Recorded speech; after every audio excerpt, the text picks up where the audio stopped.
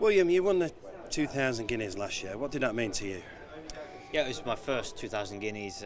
Obviously, it's a hugely important race. It's it's one of our 5 classics, and for the horse and the connections, it's hugely important as it is for jockeys. So I'd come close a couple of times before, so obviously it meant a lot to me. This year we've got the same sponsor for all the classics, Betfred, and there's a triple crown up for grabs as well, £2 million. Yeah, great incentive, and brilliant by Betfred to create an incentive like it. Obviously, we haven't seen a triple crown winner for a long time. I think Nijinsky was the last one all those years ago. So look, it's something that would create an enormous interest in the sport. You see it often talked about more so across the pond in America. I guess we'll see what the first leg will bring tomorrow. Will you go to bed thinking about the Triple Crown tonight? I might go to bed thinking about the 2,000 Guineas. It's a bit early yet to be thinking about the Triple Crown. You have got a great chance in the Betfred 2,000 Guineas, so why have you picked Ridden Court?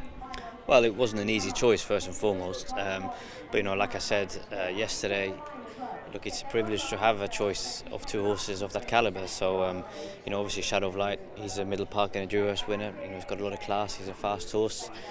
He's the only real question mark is he's going the mile the first time, which on pedigree you would have to think it wouldn't be a problem.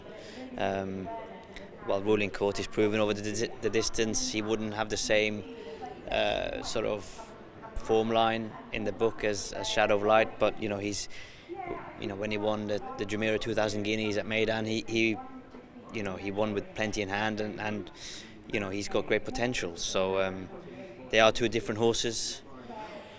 Obviously my decision is based on just how I feel, but it's not it's so little in between. So really, either way I went, I'd be thinking that they're both very good rides. It's certainly one doesn't stand out from the other. So and obviously, Charlie Appleby at the end of the day, Charlie and the team, they have great input, and I'm always led by them. So.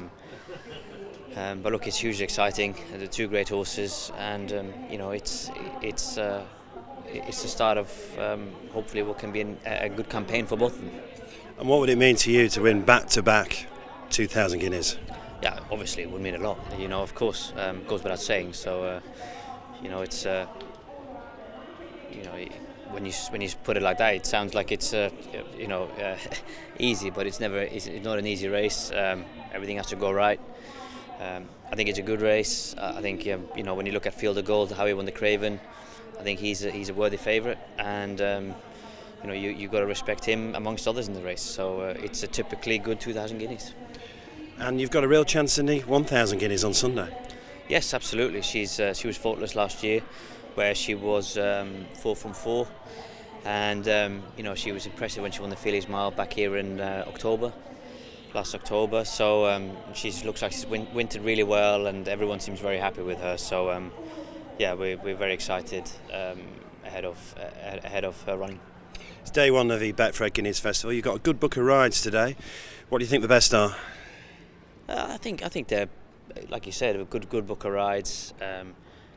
I'm looking forward to seeing what Alpine Trail can do. He's a little bit of an unknown. He's done nothing wrong in his 2 wins, and I think he's a horse that's going to, he's going to like the track. Good fast ground is going to suit him. He looks like a horse who can have a bit of improvement left in him. What would be the best of the 6 today, do you think? I'll just give you that answer, didn't I? Alpine Trail, spectacular view as well. Yeah, he'll have it. He's hopefully he's a horse who can improve off his mark. Typically competitive handicap. Well, the best of luck for the 3 days. Thanks very much.